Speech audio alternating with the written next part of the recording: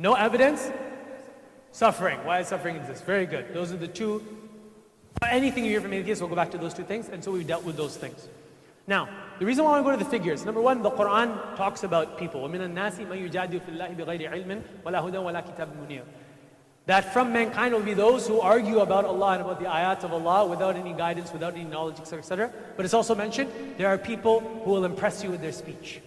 So there are figures that are very powerful, influential figures in the Western world today. And the things that you're learning in the classroom, well, a lot of it stem from these types of ideas, and you'll see where they come from, okay? So we're going to go and look at these different figures, see where they came from, see their ideas, and start to respond to them, inshallah. So the four figures. Who is the one on the top right? No, top right.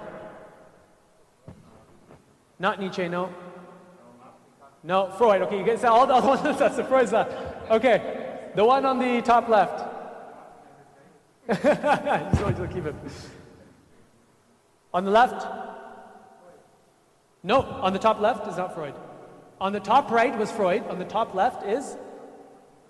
Oh, okay, my bad. Okay, yeah.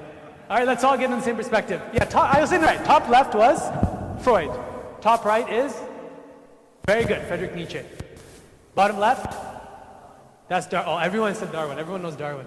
And bottom right, by elimination, a very important strategy for the young people with the multiple choice exams. Always try to eliminate. So, Karl Marx. Okay, Bismillah. So we talked about this. So what caused the wave of modern atheism that we see today? Number one, the church-science conflict was a big part of that. The Enlightenment thinkers led to the sense of deism that most people had, which eventually said, okay, we don't need God in our life, and then we don't need God in our beliefs and ideas. That's what kind of happened. Rapid expansion of human knowledge and technology in the past century. A big thing as well as World War II. I didn't get to that point because we stopped at 1798. World War II was huge. Remember the whole problem of evil? A lot of that stemmed from anger over the world wars.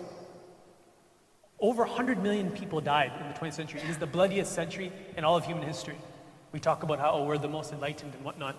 And what happened after we enlightened ourselves? We completely killed ourselves. So there was that idea of how could, the people saw the horrors of war, how can God permit this? So this idea of problem of evil came back. Cultural change, because people realized life is short, everyone's died, let's just live life to the fullest and do whatever the heck we want. Philosophical change, existentialism, we're not going to go into that. So that's an important point of the impact of the World War II. Sorry, deism we talked about. What's deism?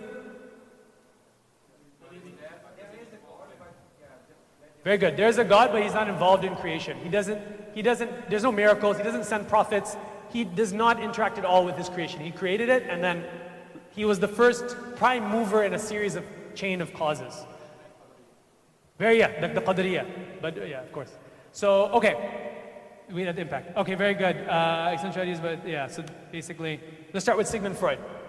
So, Sigmund Freud was not as popular anymore because a lot of his ideas were seen as very strange, and it's not very popular. They're not very popular these days, but still similar sentiments are echoed today. So he was the father of psychoanalysis. For anyone who's going to be studying psychology in high school or university, they're going to be studying this guy Freud. So one thing to know about him is that he was a staunch atheist, and in fact, he was one of the people, the prime movers and shakers. These four people were like the strong movers and shakers of atheism. They had a very unique anti-religious like kind of sentiment to their atheism. So he had a lot of different ideas that I don't want to say in a masjid. His main point though is that, so from him came the idea that we have unconscious biases that we project onto the world. And a lot of times we believe things not because they're true, but they're delusions.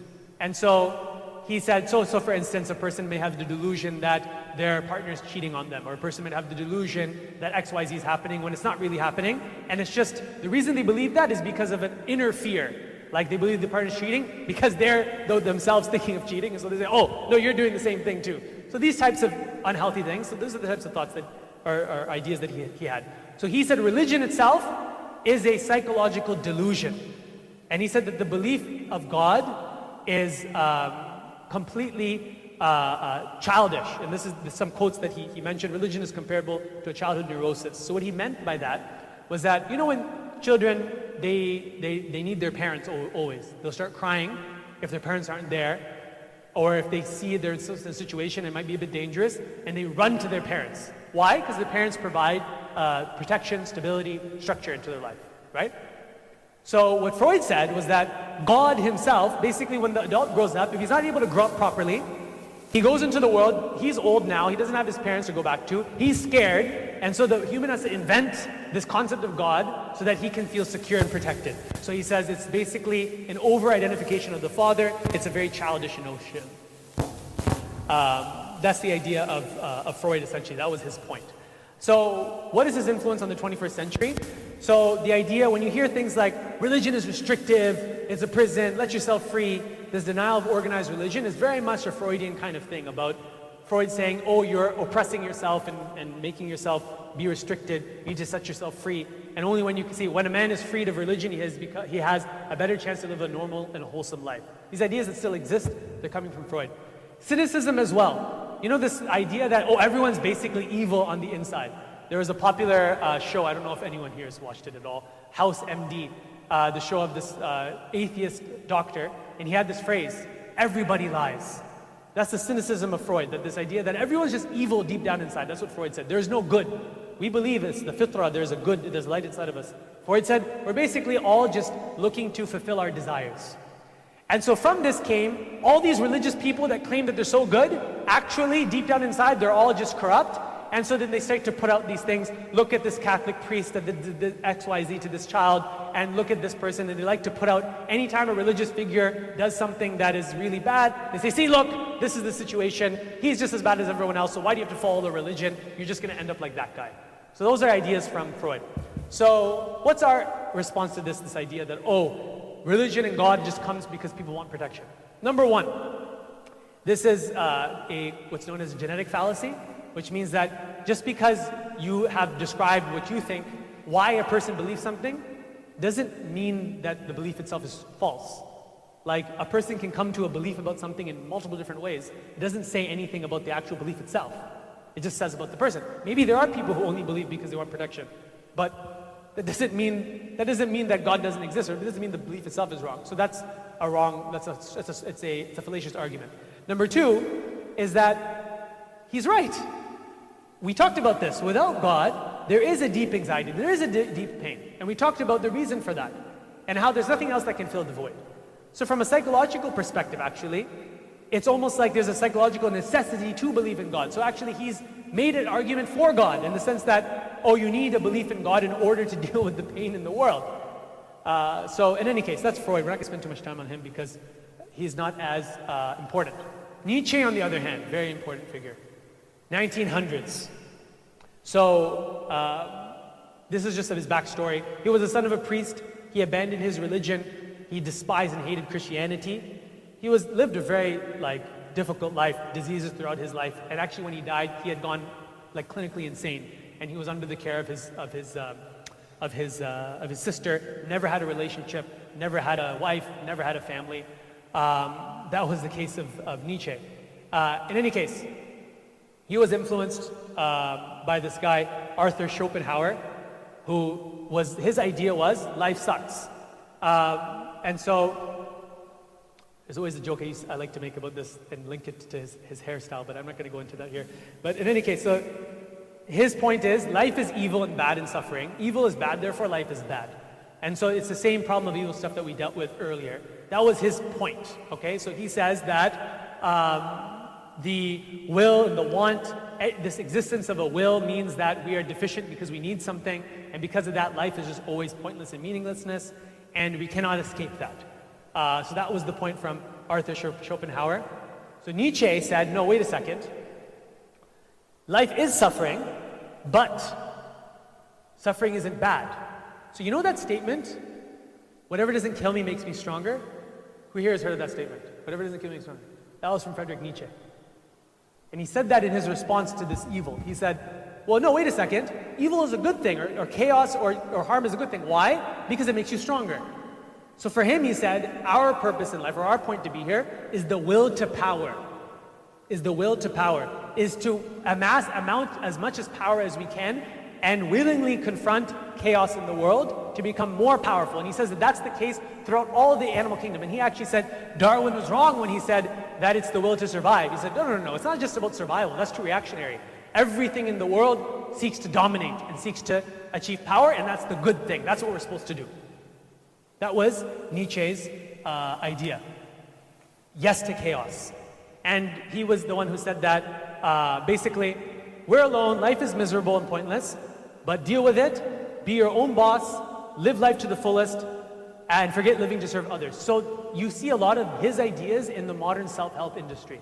Platitudes like, believe in yourself, whatever doesn't kill you makes you stronger, speak your truth, tell your story, find your own personal values, etc. That's all from Nietzsche. That's all from Nietzsche. And this guy is also from Nietzsche.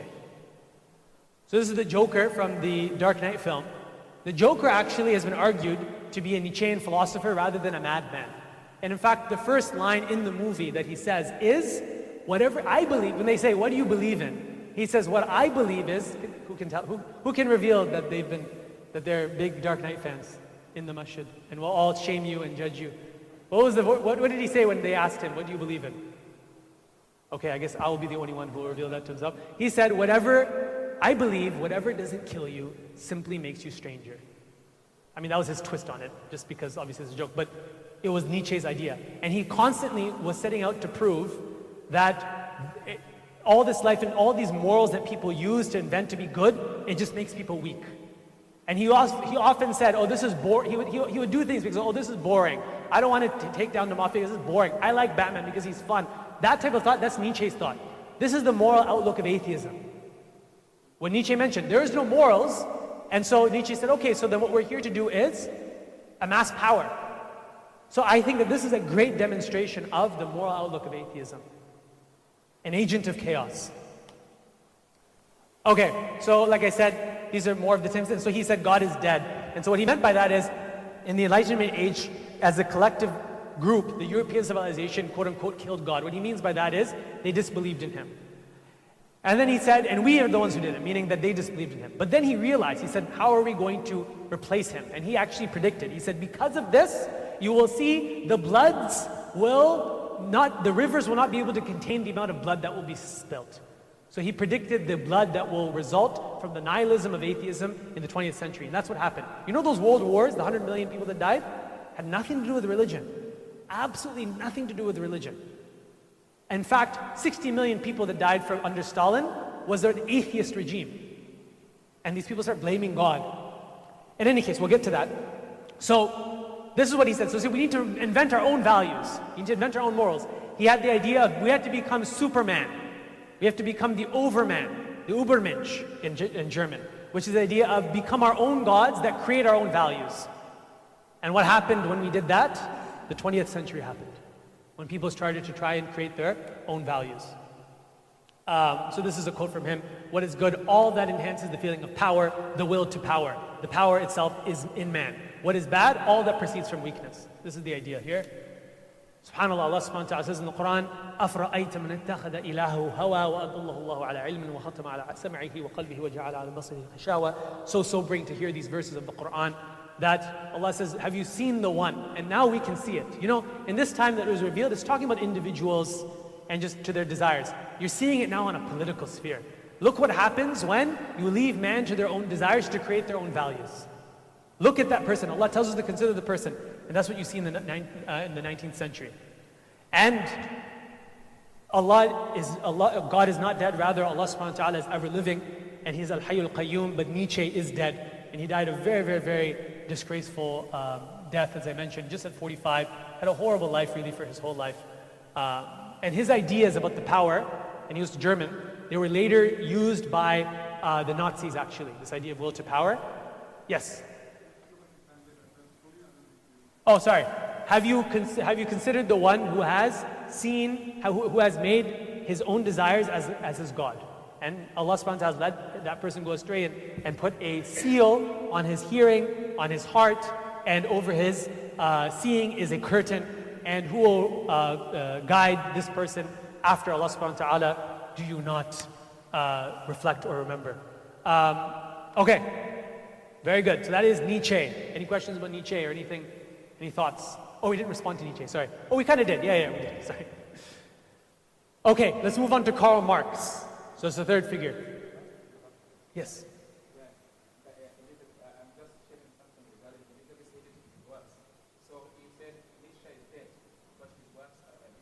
They didn't.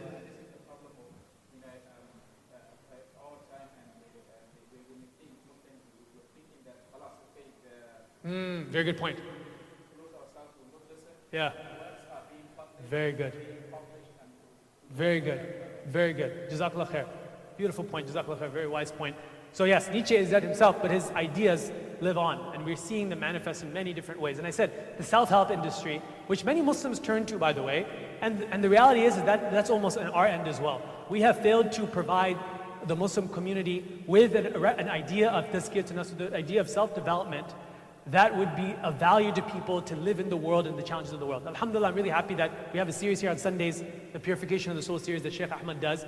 Really do try to come out to that because it's a really important topic, but more importantly, it's the alternative to that self-help industry that many Muslims turn to. Because previously, they saw Islam as not being a relevant message to their own life. They might say, I'm a Muslim, I go to Jum'ah, I believe in Allah, I believe in Jannah, but they didn't see, well, how is Islam going to help me to rise in my career? How is it going to help me with my relationships? How will it help me with X, Y, Z?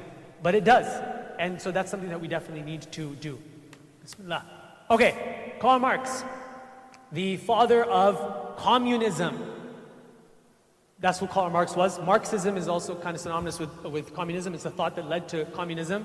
So basically, what he said was that societies throughout history have been in hierarchies. You have upper class, middle class, lower class. He says this is the problem. The upper class oppresses the lower people. The ones at the top, the 1%, they take all that it is from themselves, and the poor working class work their butts off and they get nothing of it. We've heard these ideas, right? And it's true to a certain extent. To a certain extent it's true, some of the issues with capitalism. But he took it to an extreme. It's not the only truth. There is some, this is the extreme of communism, right, in Marxism, which is the idea that it's all having to do with oppression. Any separation anyone has. So if you're doing well, it's not because you worked hard or because of any reason like that. It's purely because you must have oppressed someone lower than you. And so his attack was on the elite class. And so he said, we need to get rid of this elite class. But, and this is the case with Marxism and communism, it was not coming from any compassion for the poor. It was coming for a jealousy and a hatred for the ones in power.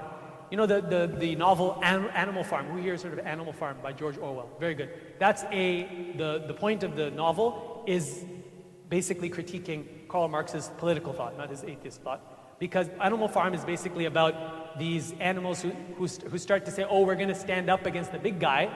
And it's revealed these people don't care about the little small animals. They just want to take that other person down because they're jealous and they're upset that they're not there. So anyways, that's the case a lot with Marxist thought. And so where does atheism come in there? He says the ideal society is when there's no difference between people and everyone is working for the sake of each other. And he said, well, wait a second, religion is a big problem because that's seen as higher than the nation state. We need the nation state to be above everything. And so he was an atheist and he was the one, has anyone heard, religion is the opiate of the masses? Who has heard that statement before? Karl Marx said that. Egypt says that. It's being said. It's from Karl Marx. It's from Karl Marx. Religion is the opiate of the masses. Yeah, I know. It's really sad what's happening there. So Karl Marx is the one who said religion is the opium of the masses. And so he saw religion as, just like any other political system, it's a way for the religious elite to control the non-religious communities. Now, this thought is really rampant, not amongst the Western people only, Muslims.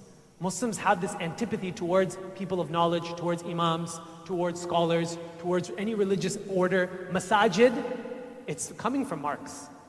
It's coming from Karl Marx, these ideas. There's this growing hatred and distrust of the Muslim scholar in our times. Yes? Yeah. Yeah. Can I finish? Then you can ask the question, just because. So, now granted, there are some truths to a lot of things that are being said about that. No doubt there are religious people who do abuse their power.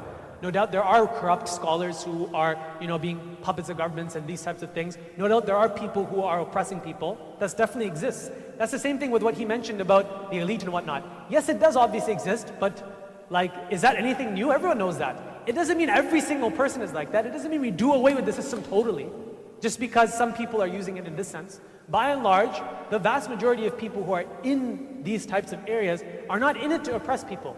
They're not in it for this, especially in the West. I mean, people who are involved in Islamic work, they get nothing from this worldly life at all.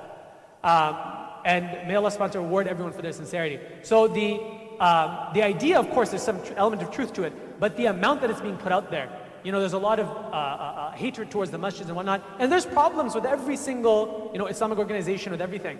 But the point is not like in a Marxist way, let's tear it down. The point is, let's improve it. Let's go together, let's point out the issues, and let's improve it. The structure is important, but let's improve it. The Marxist agenda is a very rebellious, it's not that they hate it because they care for everyone else, it's like they hate it because they feel that they themselves are being oppressed by them and they don't feel that anyone should be in authority with them. And so they say, let's tear it all down. So that's an influence that we're seeing in our times. Okay, very good, yeah. I thought that it would be something like that, but I was like, I wasn't finished yet, so yeah.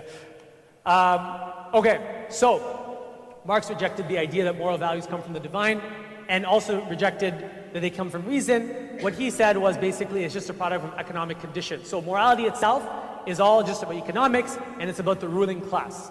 And so the working class needs to discard the morality of the ruling class and work towards their own interest. And so what happened? Lenin took Marx's ideas. He wasn't the one that did all the killing. Stalin did. Stalin took control, and just the most brutal regime that we ever saw. He didn't just kill his own people. Obviously, he killed his own people, but he also destroyed all the religious institutions. And actually, people don't know this, but Islam was a big role in the Russian area. To this day, even in the Caucasus regions, the southern Russia, it's like majority Muslim. Does anyone know this person? His name is Khabib Nurmagomedov. Any MMA, UFC fighters? Not fighters, fans? Yeah. Khabib, he's fighting Saturday night, so that's tomorrow morning. Yeah. So he comes from the Caucasus, the southern parts of Russia, actually. And so he was actually in areas that were previously dictated by the atheist communist regime. And so those areas were all completely decimated. The masjids were destroyed, the people were destroyed, churches were destroyed, synagogues were destroyed, a complete massacre of everything and a complete religious oppression.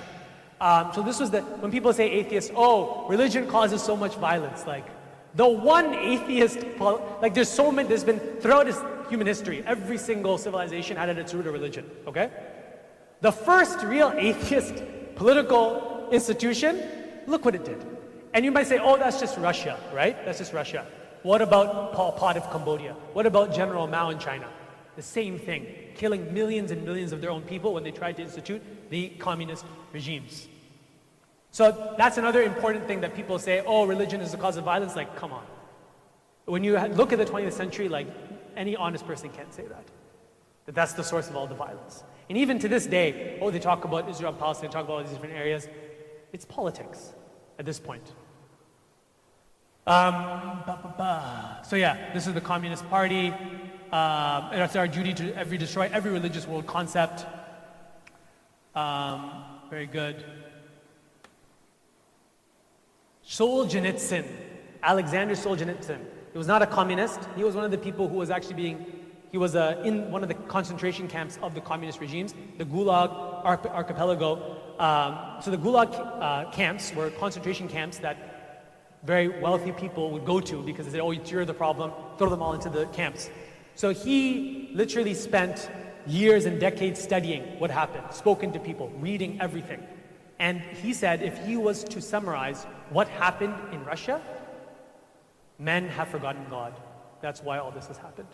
Alexander Solzhenitsyn. All those people, like I said.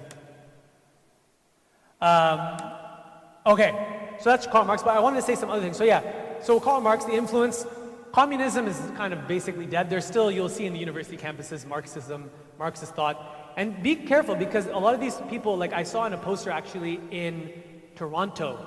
Yes, in Toronto. McMaster, actually my alma mater.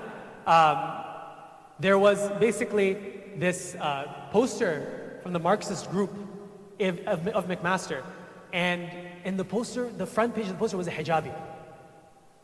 So they try to use us, as I said, the same thing. They want us to turn into just a cultural label that will try to just push their own political ideology. So be very careful about this, especially young people who are in the universities, because there's this phenomenon known as the social justice warrior. Who here is the social justice warrior? So the social justice warrior is kind of, it's a negative derogatory term, referring to particularly postmodern neo-Marxists. So these are people who are following the Marxist ideas, not on a political level, but on a full-scale level. So what they'll say is things like, they want to do away with any hierarchy, any value hierarchy. So they want to do away with all values. They say all values group people, because in any value, someone will have more than another. Beauty, for instance, right? Some people are more beautiful than others.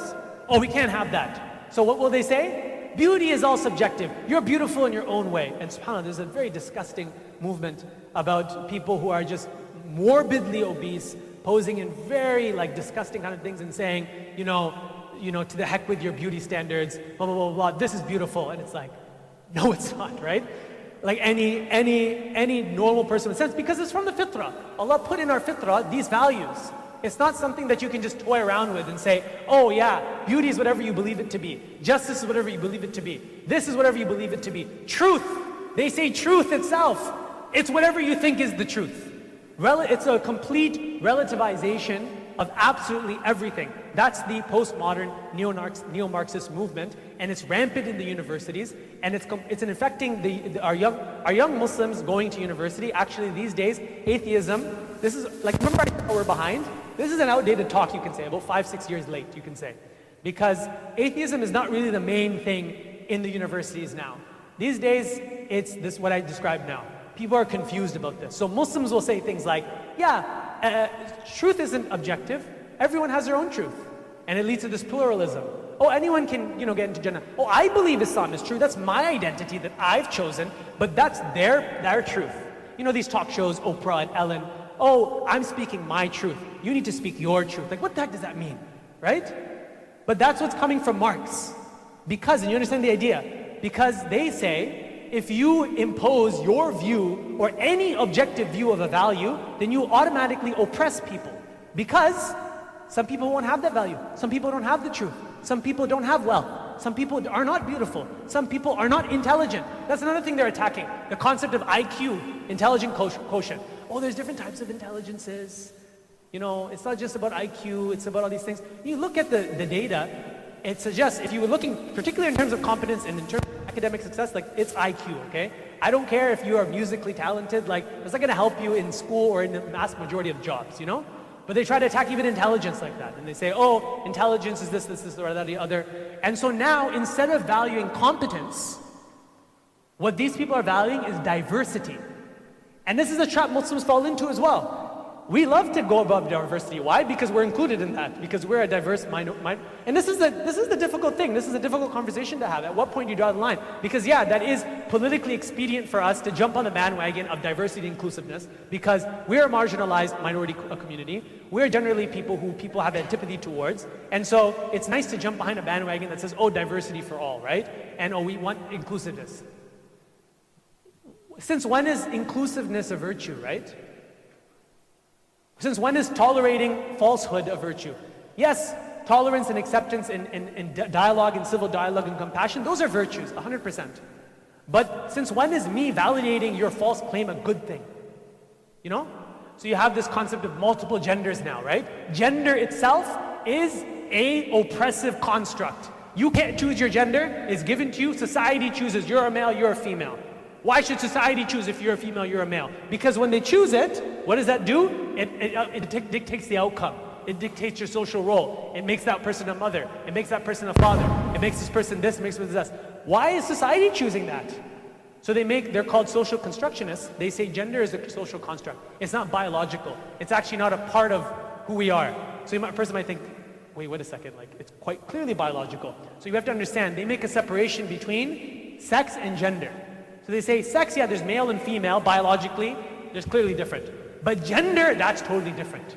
Gender is the social roles, the attitude, the way in which people are perceived, the personality, that's gender. And in terms of gender, you can choose that. So you can be a person in a male body, but I choose to be a woman and you can't choose to be who I am. It's like, okay, try living like that for the rest of your life and see how miserable your life will be. No relationships, no family. It's cool when you're like 20, 30, like my age, like you're in those days. You have no responsibility. But when you get to 40, all the data suggests, especially for the women as well, these women who are being forced this lie that, oh, this is the way for your liberation, when they're all 40 and they have no child and they can't have a child, they're all on antidepressants, anti-anxiety medication. This is not just me saying this. This is psychologists who are mentioning these points. That this notion that, I get to choose anything that I want to be. That, and me being, I need to be tolerant and allow you to express yourself and explore yourself. No, Islam is a deen. Ad-deen al-nasiha. Ad-deen al-nasiha. The deen is sincere advice. My job, in regards to you, my responsibility is to help you attain the best version of yourself by giving you sincere advice. That's the point of the deen. And so if you're doing something wrong, or if you're doing something completely out of the norm, then my response is counsel in a nice way. Doesn't mean you be judgmental. Like the other extreme, of course, is these bigots, is the racists, is the homophobes, etc. I'm not advocating for that at all. Us is a compassionate, nasiha-based kind of response to it. It's like, let me be your mirror. That's what the Prophet said. The believer is the mirror to another believer. So I can look at you and you can say, oh, a man come to me and say, I'm actually a woman. So I could either be a mirror and say, no, you're not. Or I can just be, validating his narcissistic self and just saying, okay, yeah, you are, let's pretend. Right? Like mirror, mirror on the wall, right? The same concept that comes from it. So the reason why I mention this is that this is coming from Karl Marx, this concept of do away with all values, do away with hierarchies because it oppresses people. And Muslims sometimes fall into that trap, and so you find Muslims who are starting to advocate for a valueless society and saying everything is subjective, truth is subjective, this is subjective, that is subjective. Yeah, it may not matter when you're talking about beauty or you're talking about intelligence and these types of things, but it gets serious when you start talking about truth. When you start talking about how a person should live their life, right? For instance as well, the response to feminism in the sense that, and now feminism is broad, it's very broad, and it's a whole topic in and of itself. And there's lots of different strands. But there's an aspect of when Muslim women sometimes try to respond to feminism, they respond to feminism using Marxist arguments. So they say things like, you don't have the right to dictate how I dress. And they say, no one has the right to dictate how I dress. But wait a second. The whole point of hijab is that Allah is the one, this is the guidance we're following. Isn't that the case? No. I'm being modest in my own way.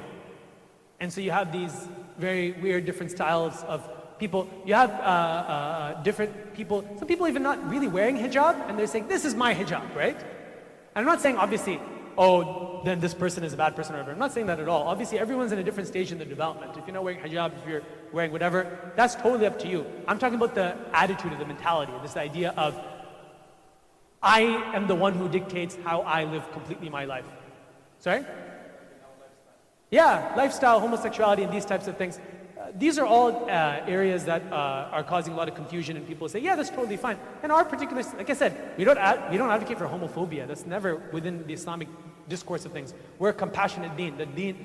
We are our Nabi is Nabi al-Rahman, it's Deen al-Rahman. Rabbuna al-Rahman. Every beginning of every surah is ar-Rahman ar-Rahim. We deal with everyone with compassion. But compassion does not mean validation. Compassion cannot supersede truth. Compassion cannot overtake. That's extreme compassion, and that just turns into this extreme sense of validation and this kind of neo-Marxist postmodernism, you can say. In any case, so that's the case with Karl Marx. So he actually probably, when you look at it, has the most influence on Muslim conscience today is actually probably Karl Marx. We don't realize that. Last person, Charles Darwin. So I mentioned Karl Marx, probably the most impact on a more like a deeper level, but in terms of actual doubts and in terms of intellectual, probably Charles Darwin is one of the most significant figures. So Charles Darwin, his influence obviously is the theory of evolution. And evolution is essentially the theory that life originated from a series essentially of mutations. Species differentiate from a common life source, so we all come from a common ancestry. And essentially what happened was, over time, mutations occurred, genetic mutations for whatever reason, and so you had divergence of populations, because if one was to mutate and have some trait that's useful in a certain environment, then that one would be more likely to replicate itself. And so then the ones that are more likely to replicate themselves will start to form into a species. And then within that, they go into different areas. Then in a different environment, another set of features are adaptive, et cetera, et cetera. So you get the picture. And obviously with this mindset, it takes like millions of years. And so they say 4.96 billion years the Earth's been around. This is we are the culmination of a long history of evolution. That's the theory of evolution. Now, where do we go here? Yeah, I don't want to go too much into this. Okay, so yeah, I want to make this distinction. So there's a difference between evolutionary science and evolutionary dogma. So evolutionary science is a very valid, it's not a conspiracy. A lot of Muslims think, oh, this is a conspiracy and whatnot, and it's just trying to push a certain atheistic worldview. It's not. It has a lot of data, it has a lot of evidence to support it. In fact, you observe it directly, evolution on a certain level. The concept of bacteria evolving, like it can be seen within a person's lifetime. You can see Drosophila, the fruit flies, actually like mutate and evolve within a span of a couple weeks and a month if you give them different environments. So you give a person, grow up a bunch of fruit flies in the dark and some in the night and in the light, and you'll see in a couple of generations there'll be people who are adapted for light and people who are dark. Like you see it happening. So it's a reality. And so what does that mean exactly? The origin, in regards to the origin of life, that's where there's scientific discussion. There's a lot of questions that need to be answered. Now, that's evolutionary science. Evolutionary dogma is using evolution to say this is why religion is wrong and this is why God doesn't exist.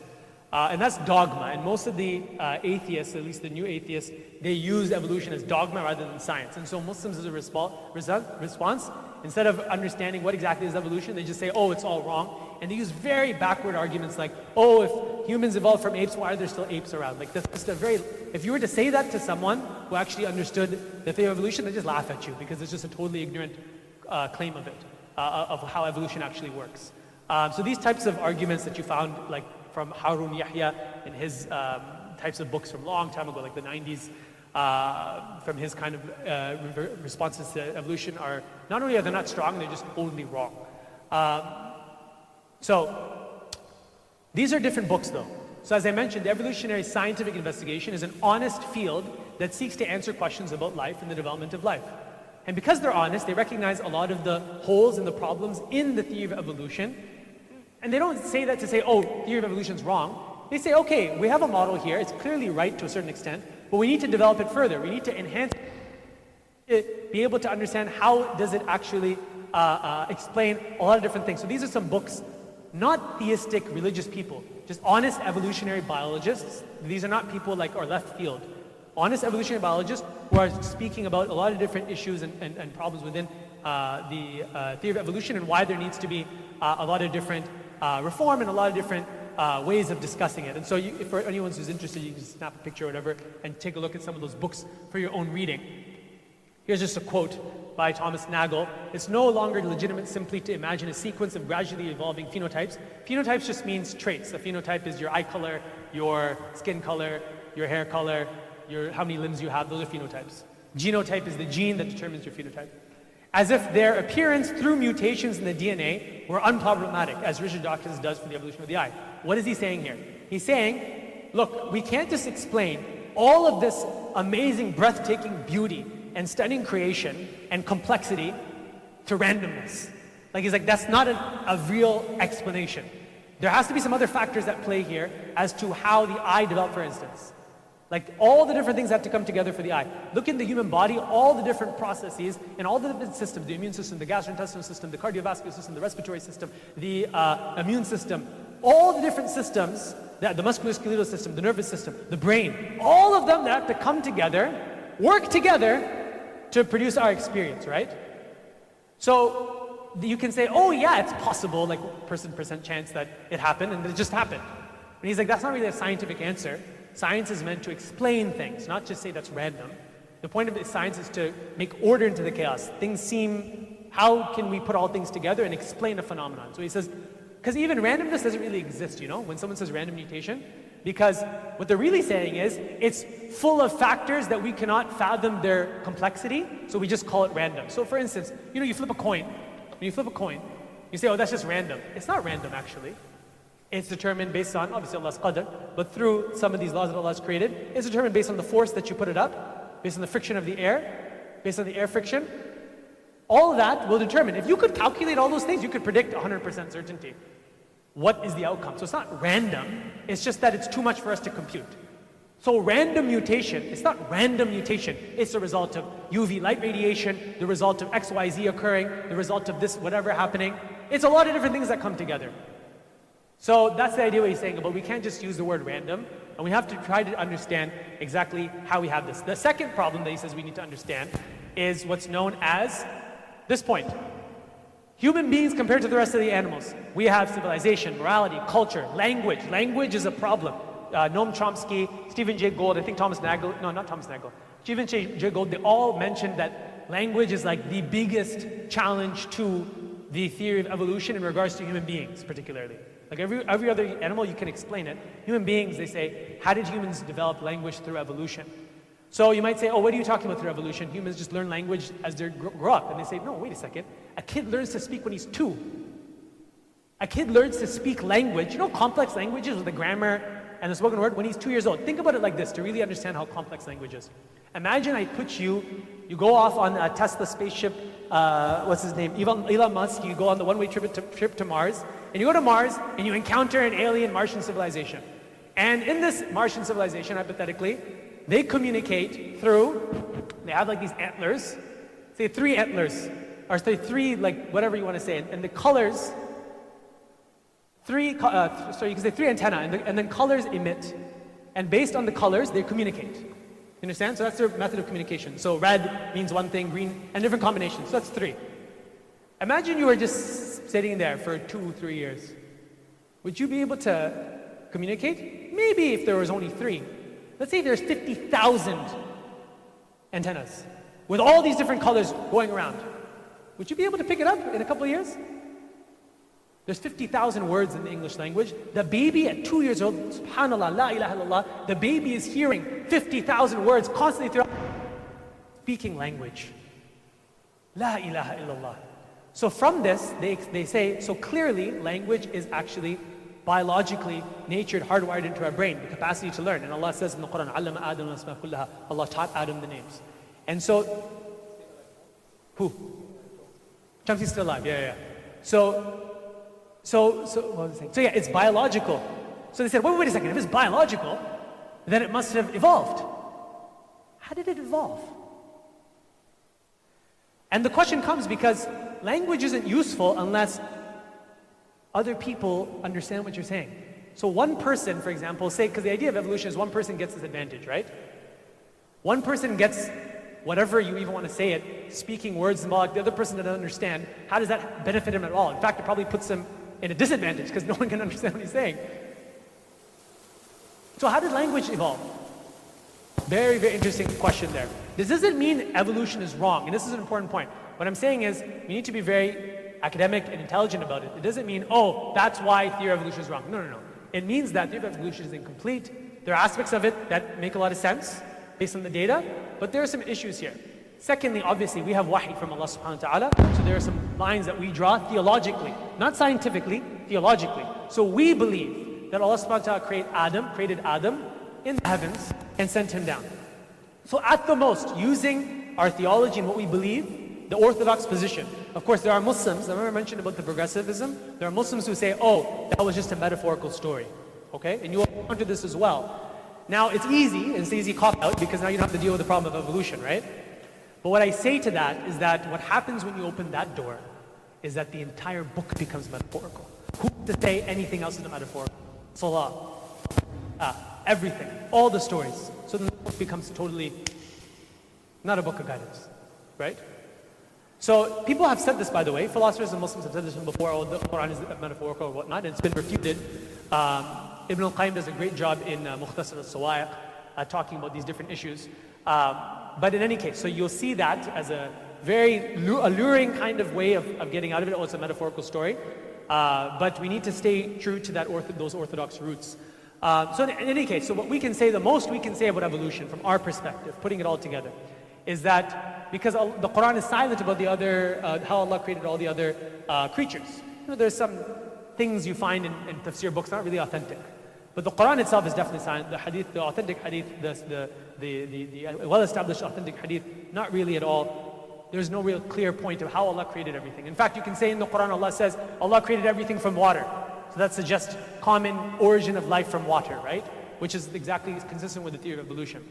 So what we can say is that the Quran is silent. So perhaps Allah subhanahu wa ta'ala creates these species through differentiation. And there's an interesting point. Allah says that He creates وَيَخْتَارِ, and He chooses. What's the word that's used for the evolution? Natural selection, choice. We say divine selection. So Allah creates all the mutations, they call it. This is Allah creating diversity. Allah says in Surah Fatir at the beginning, Allah created all the angels differing in number of wings. Allah creates diversity. يَخْلُقُ مَا يَشَاءُ. Allah creates whatever He wills. That's the beauty of Allah. Allah creates so many different things, and then He chooses. And then He chooses what's appropriate and hikmah for each point. It's totally consistent with the theory of evolution from our perspective. And so this is the case for all the other animals. Now, we get to the human being. What we can say at this stage is that the human being from the biological form, our biological body, when you trace it back of where it seems to be coming from, the hominids, etc., etc., etc., it got to the point where Allah chose the perfect time to send down a human being, because we are in essence a ruh, a spirit, not from this world, but Allah is giving us a taste of this world, of the dar al-ibtila wal-mushaqqa, of this area of hardship and suffering, and this area of this reality, and putting us in this area, in a body that is not a ruh body. It's not from Allah subhanahu wa ta'ala. Obviously everything's from Allah, but it's not been breathed into Adam with the ruh that Allah subhanahu wa ta'ala has breathed into, but it is a body from turab, from this earth. And so when you look at its origin, you can kind of trace it back here. But Allah subhanahu wa ta'ala, at that point, there was no evolution. At the perfect moment in which the human being would have evolved his body, Allah sent down Adam alayhi salam. This is the perfect body for the human being. This is an interesting point. The human being is not just perfect to worship Allah and to be who we are as vicegerents, as khalifas on this earth because of our ruh and our intellect. It's also because of our body. You know, the dolphins, they're very intelligent. Whales are very intelligent. But they're restricted. They're in the prison of their body. You can't do anything with fins. You can't do anything with fins. Are you going to build towers with fins? Human beings, we have fingers. We walk up straight. We have a very fine touch. We can manipulate the world at the most finest detail using our intelligence. So, sorry? SubhanAllah, very good, right there as well. We've made your joints very strong, Allah says in the Quran. Yes, in the hadith it's mentioned the amount of joints.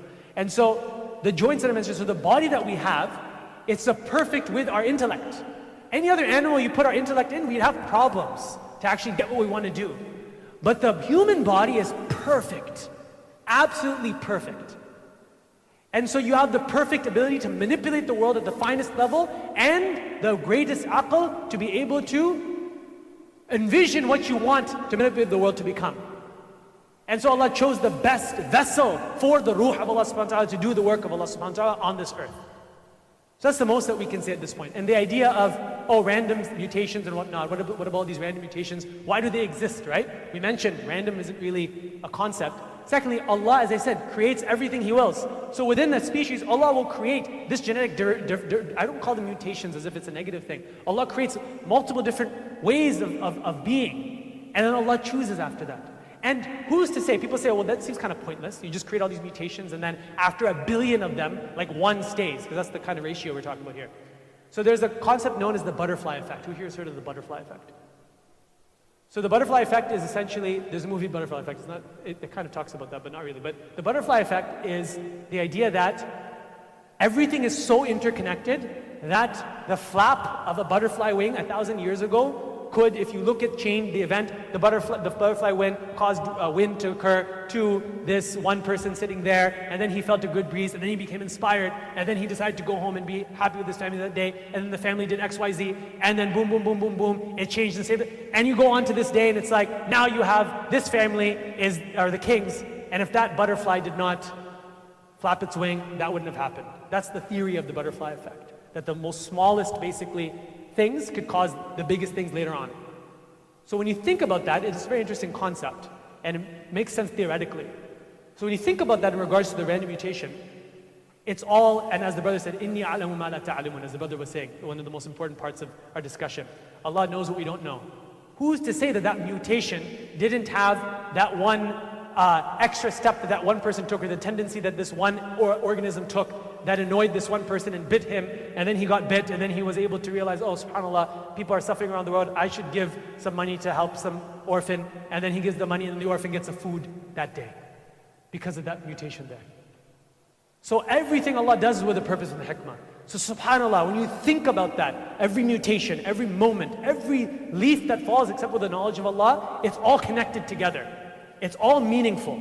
We just don't know how it can all be meaningful together. And that's the idea of the butterfly effect. And so, because a lot of people say, oh, if it's, you're saying, oh, God guided evolution, it's like, oh, He has given a lot of tries to get to the point, because it's like thousands and millions of mutations. But who's to say that those mutations are not all part of Allah's plan, based on that particular organism? Yeah, maybe He won't go on to have that trait manifest in that population and evolve it, but maybe that particular aberrant trait has led to something that has led to a particular event. That is Allah's qadr. That is Allah's qadr, and it's something that's unfathomable to the human being. Alrighty. So, this is the idea of the great divergence, the wide discrepant selection pressures. Basically, how are humans so different from apes? Apes are just figuring out how to peel bananas, and we are here with the iPhone launching ourselves onto the moon and whatnot. Okay, very good. And we come to the end. So those are the modern thinkers. Those are what I call the real atheists. Like, they actually had ideas and they took their atheism to the logical end, and you have some ideas and some substance to go with them. These guys are complete opposite. These are the modern, they're called the four horsemen of atheism. These are guys, actually all of them except for Christopher Hitchens are alive. From the right, who's the right person? Dawkins, and then